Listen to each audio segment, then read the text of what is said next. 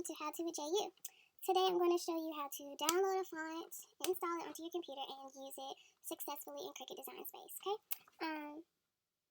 I'm going to show you a Halloween font and a cursive font. So the website that I use is thefont.com. I can usually find any type of font that I want. Oh, this is a cute font. Let's do that one. And I'm also going to do, it's the first day of fall, so why not? Oh, this one, I like that one. I think that says fall. What y'all think? Oh, I like this one too. I might try to do that. And now this one, I'm going to click it. If it has images, that means you're going to have to press a certain key to get that. And it will show you a character map to show you how to get that leaf.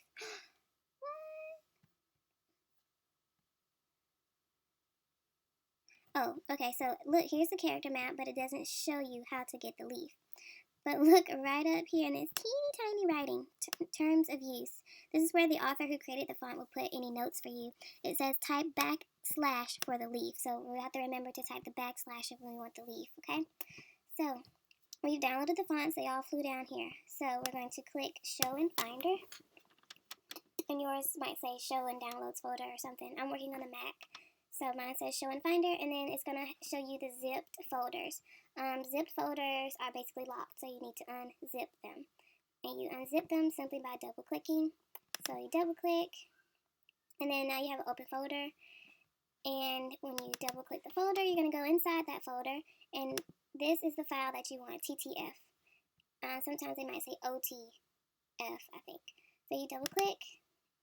And then it either say regular, sometimes it also says bold or italic. This only comes in regular, so you're going to click install. And then it'll install it onto your computer. And you do that for each font that you're downloading. Freaky how, oh, fall is coming. So, double click it to unlock it. Double click the open folder. Double click TTF. Okay, check only regular. Install the font. And we'll just do those two for now. Well, I might as well do the other one since we're here. Double click, okay. Now this one only had the OTF file, so you just click install. Okay, once that's finished, you're going to go ahead and exit out of all of that. Now, you will not be able to use the fonts until you restart your Cricut Design Space.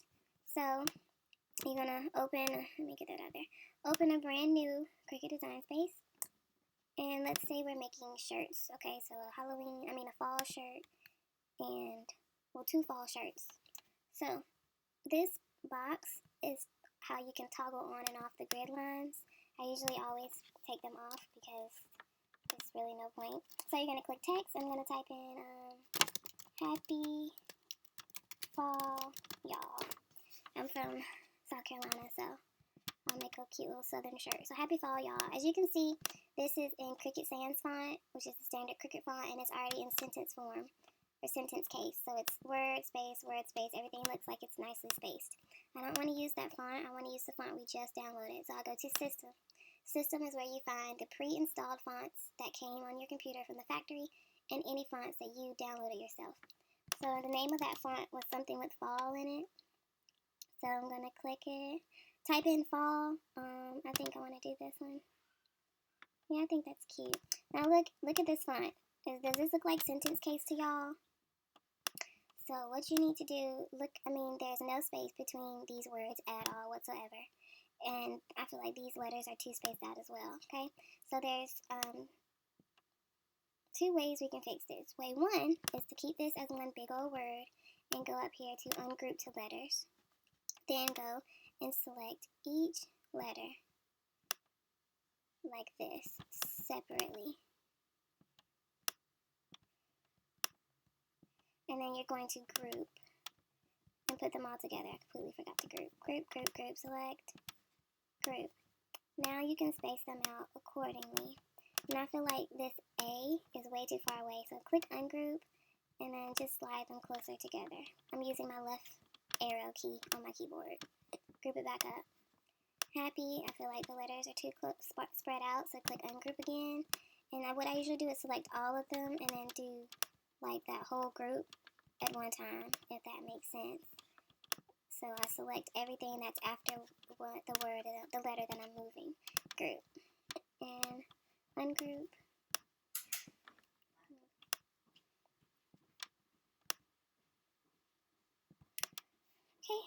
I think that's cute. And remember, we want to put the leaves in. So you do backs. Oh, look. So I click the backspace. Let me show you that one more time.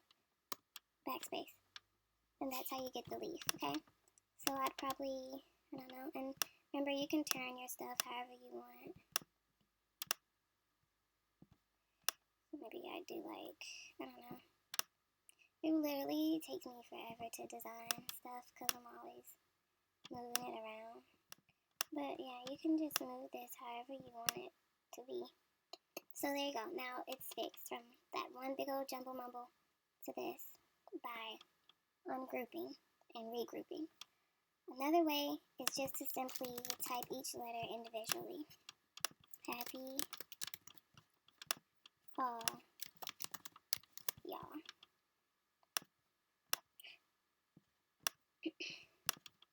Where did my y'all go? Here goes design space acting up.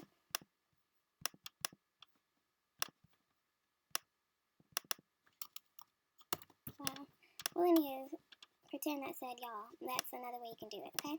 So hopefully that helped you out and you understand how to fix a font that is not automatically showing up in sentence form. So word space, it's just one big old word. That's how you fix it.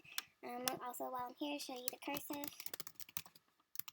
Because cursive fonts especially do this a lot. Pumpkin. Maybe a cute fall shirt. So we're going to go up here and use the font that we just downloaded, which was, what, Hello Valentica? Okay, so Hello Pumpkin. Look here. Is that cursive? Yes. Is it correct? Is it spaced properly? No. Look, the cursive letters are not even touching each other. They are not connected. We need to fix that, okay? If you print this, that's ridiculous. That's not how we write cursive. Cursive letters touch. They are connected. Okay, so you're going to go up here, and there's two options. One is letter spacing, and you're going to decrease it until they are touching. Usually, you can just click this, and it will fix it perfectly for you. Sometimes you need to zoom in and make sure that it is a perfect, see, like, that needs to go up a little bit more, so I'm going to keep going down. Okay, when it looks good, and right now I think that's perfect, actually. When it looks good, I'm going to click it and click weld. Okay, now this is one and it looks perfect. Now that is cursive. I would probably say that this is a little bit too close together. So one thing you should undo is, I'm going to keep undoing. Okay, once you weld, that's like permanent, so make sure that you are completely ready to weld. So, like I said, I think the hello is too close to the pumpkin, so I'm going to click it and do ungroup to letters. And as I previously showed you, I'm going to select all of the word pumpkin, and I'm just going to use my right arrow to slide it over. Okay, and now I can put it back together. Now, if you want these two words to be different colors, weld them separately. Let me scoot this fell over. Weld them separately, because welding means that it's completely glued together. There is no changing anything, no changing. You can't curve it, you can't change the text, nothing. Okay, so let's say I was doing a print and cut and I want to do fall colors, so maybe brown and orange. Now, if this was welded, I would not be able to change the colors of these, and I'll show you really quickly. So I'm going to select both and click weld. Now it's one color. I can't do separate. It's one big text box now. So welding means like gluing together. That's exactly what it means. It's glued. You can't change anything about it. So okay, cool. So now, hello pumpkin, and it's fixed. Now it looks beautiful. I'm ready to print. Just to give you a little bonus, let's say you wanted to add an image, maybe a little pumpkin. Can't type. So you're gonna go to image and search. And just find a cute free one that you like, because who wants to pay 99 cents? I'll just choose a cute one just to put in for the sake of this tutorial. But then if you wanted to, I didn't even know I clicked that one. Well, that's kind of cute, but I want a face. So let's say I wanted to include this one as well. So, okay. And there you go. Now you have a cute little something you can put on a canvas, a t-shirt, a bag, whatever you want, a mirror, and voila. Okay, so hopefully you learned what to do, how to download a font, how to install it on your computer, and how to use it in Cricut Design Space, and how to fix it if it is not in sentence form or if it is too spaced out as a cursive font. So thank you for joining me. I hope you learned something. Let me know down below what else I can help you with.